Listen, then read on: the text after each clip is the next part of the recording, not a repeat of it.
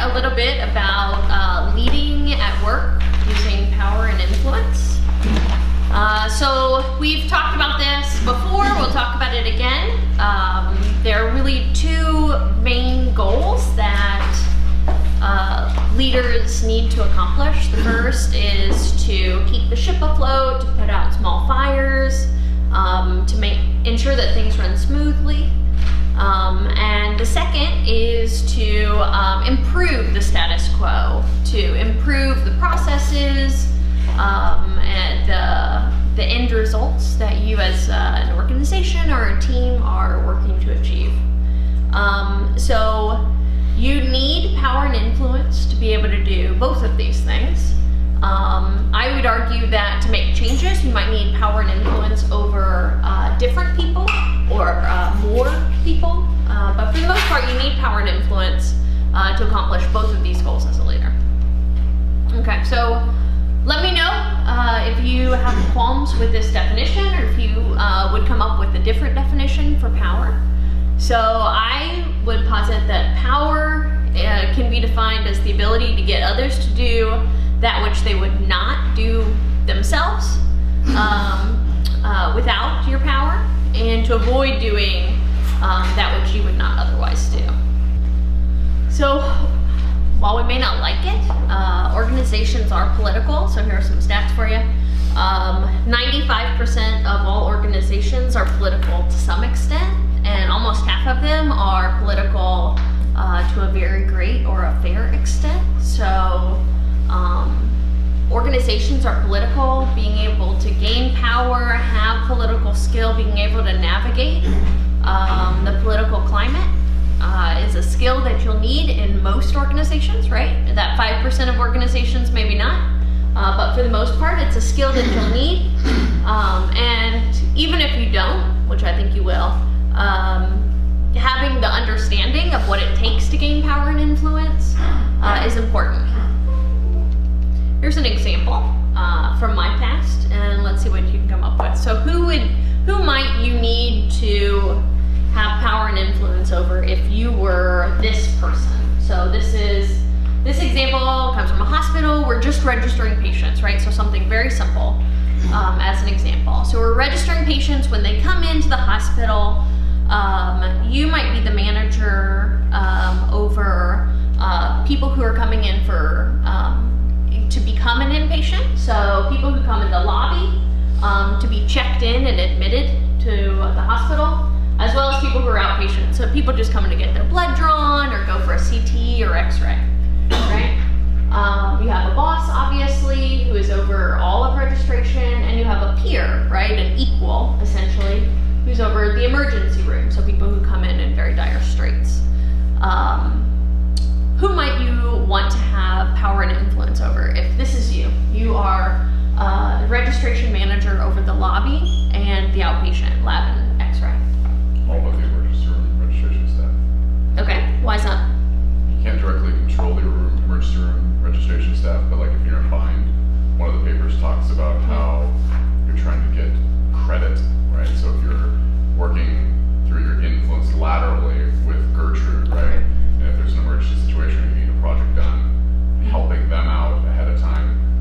And maybe in the future, like if one of your lobby registration staff goes sick for 2 weeks or paternity leave or a long vacation, asking Gertrude to get some of the registration staff to fill in it would be essential. Plus having your boss, of course, influencing your boss to get directions you want to move the organization in. Yeah, definitely. So lots of reasons, right? You need influence from your boss to be able to okay certain things, to change different directives, to make sure that you're on track. You need influence over your peer, Gertrude, because you may want to swap employees for different things. Matt mentioned something that's really key from one of our articles, which is that you may want to help Gertrude out before you need something from her, help out her employees, help the emergency room staff before you need them, right, to earn credit.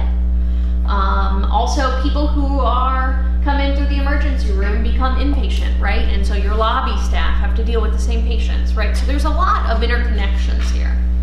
Is there anybody not on this formal map that you might want to have power and influence over, right? This is a formal hierarchy just within your area. Is there anybody else that you can think of with your basic knowledge of a hospital? Who else might you want to have influence? Whoever Emma's boss is. Yeah, okay. Yeah, Emma's boss. Mm-hmm. Nurses, right? Nurses, technicians, right? These aren't registration staff people. Physicians at other clinics who are referring you patients, right? So if you think about the process as a whole of registration, you need to have power and influence and connections over everybody that touches those processes. So some of our articles today talked about this, right? That there's nothing worse than working for a powerless manager. So here's some other statements from some of our readings. You have to earn the right to exercise authority, and subordinates have to let you influence them. So how can we earn that right to influence others, to use our authority over others? So leadership is really give and take, right? That's kind of the overarching idea behind we have to earn the right to influence others. Subordinates have to let us, right? It's about give and take. It's about what you as a leader give, and it's about what subordinates give back, right? And so if you as a leader give these things, right? Solve problems, make decisions that are successful, develop your subordinates, protect your subordinates from problems, from a lack of resources, lots of different things. If you advocate and negotiate for your subordinates, if you obtain the necessary resources to help them do their job properly, if you reward and recognize them, if you show that you care about them, these sorts of things, if you give these things, subordinates may give you the right to influence them. One of the problems with being able to do some of these things is that you might have to have power before you can do them, right? So you may not have the ability to get them all the resources they need. You may not have the ability to advocate for them, protect them, negotiate for them, solve their problems if you don't already have power, right? And so having power allows you to do the things that then allow you to influence and have power over your subordinates.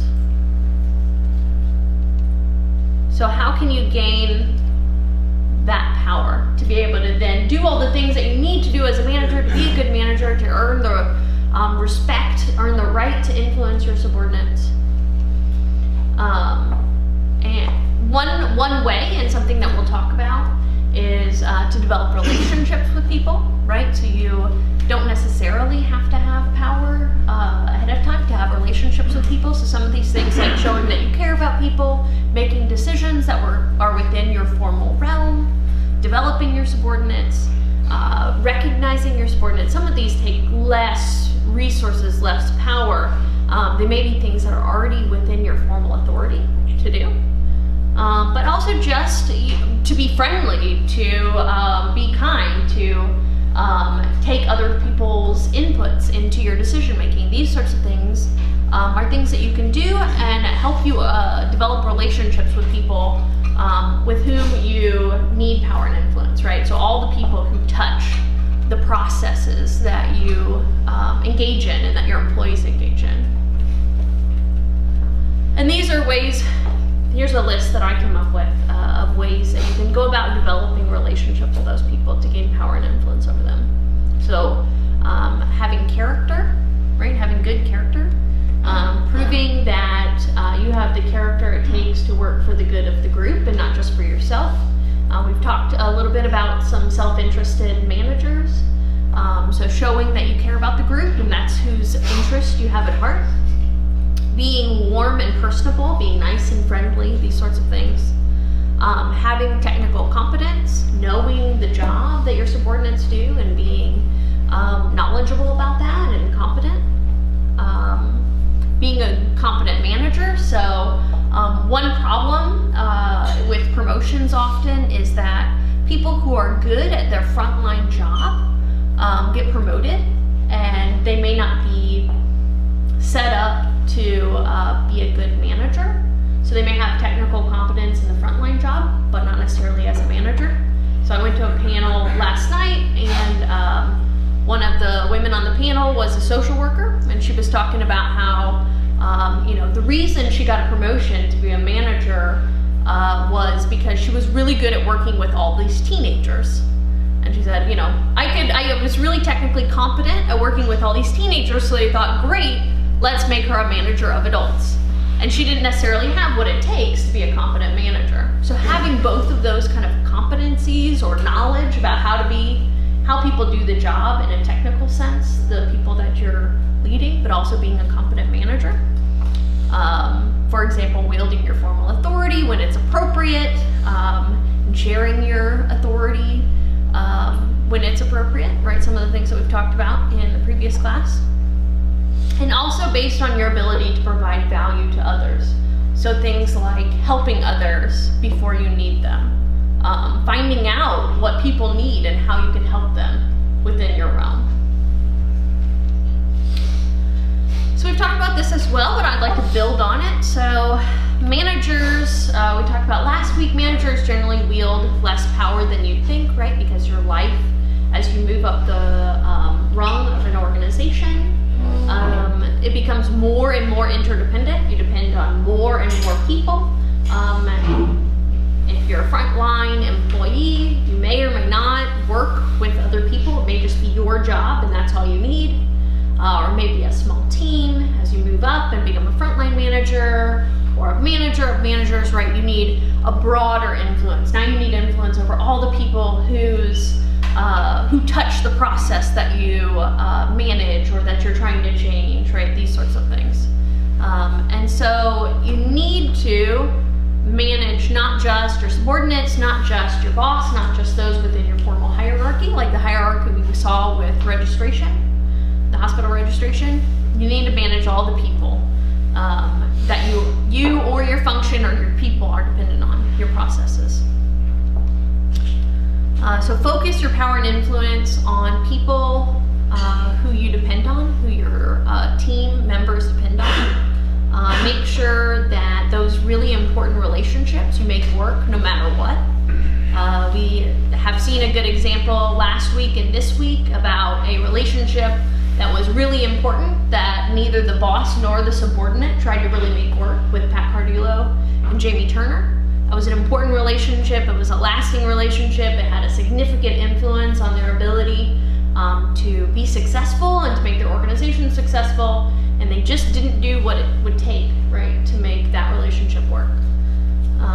And you can also increase your power by making others more dependent on you and also being less dependent on others. So an important relationship can be defined by these three characteristics, right? So how important is that your relationship with that person in terms of your ability to get your job done, maybe to be happy with your job, whether or not that relationship is long-term or short-term, right? So if it's just for the day, if you're just shadowing somebody or somebody's just working in your department for the day or once a week, if it's for a short-term committee or something like that, it might be less important. You may need less influence over them long-term than somebody that you work with every day. And how high the stakes are. So in the case of Jamie Turner and Pat Cardullo, it was, will the whole department and organization go down in flames, right? So how important, what are the stakes there? And that can give you a guide for whether or not to kind of bend over backwards. That can give you a guide for whether or not you really need, how much power and influence you need over those people. One of our articles also talks very specifically about your relationship with your boss and having influence over your boss, right? And so one of the reasons that we should have a relationship with our boss, kind of manage that relationship, have influence over our boss, is because there are penalties to having a poor relationship with your boss, right? So you have less influence, less information, you won't have the advice from somebody of that position and expertise, you might get fewer resources, might not get the kind of personal career development that you seek, that we all think that we should be giving as bosses, right? So there's lots of kind of worst case scenarios, but lots of downsides to not having a good relationship with your boss. And we're going to talk here in a little bit about, an example of that in J.B. Turner. But there is kind of a warning that should go with that. So having a good relationship with your boss is important. It's not enough to have a good relationship with your boss. Even in the instance where you're trying to get like a sponsor in the organization or a mentor in the organization, your boss is not enough. So there's been research that has shown that people kind of expect your boss to go out on a limb and say, oh, Rachel, she's great at this, she should get this promotion. People expect that bosses will speak well of their subordinates, but even that's not enough often to help you get a promotion, right? But to have other people who know what you have done and your accomplishments, know of you and can speak up on your behalf, that's really important for being able to get a promotion, for being able to get a job opportunity, these sorts of things, right? So your relationship with your boss is really important, but just not enough in most circumstances. And there is also another warning that your relationship with your boss can actually be detrimental if you have a terrible boss. So if you have this boss that dotes on you, that you're seen as, being their wingman, but your boss is not respected in the organization, is seen as powerless, is seen as having poor moral character, right? Lots of different negative reputations that your boss might have. That could actually be to your detriment in an organization. So yes, you can't go without a relationship with your boss, but those are some kind of caveats to remember. So yes, we should manage our boss, and here are some fun bosses from film and TV. And so it's important, right, to have a relationship with your boss and to manage the quirky, interesting bosses that we're all going to encounter. And Jamie Turner is a great example of how it can go wrong if you don't have a good relationship with your boss. So, what do you think about this idea?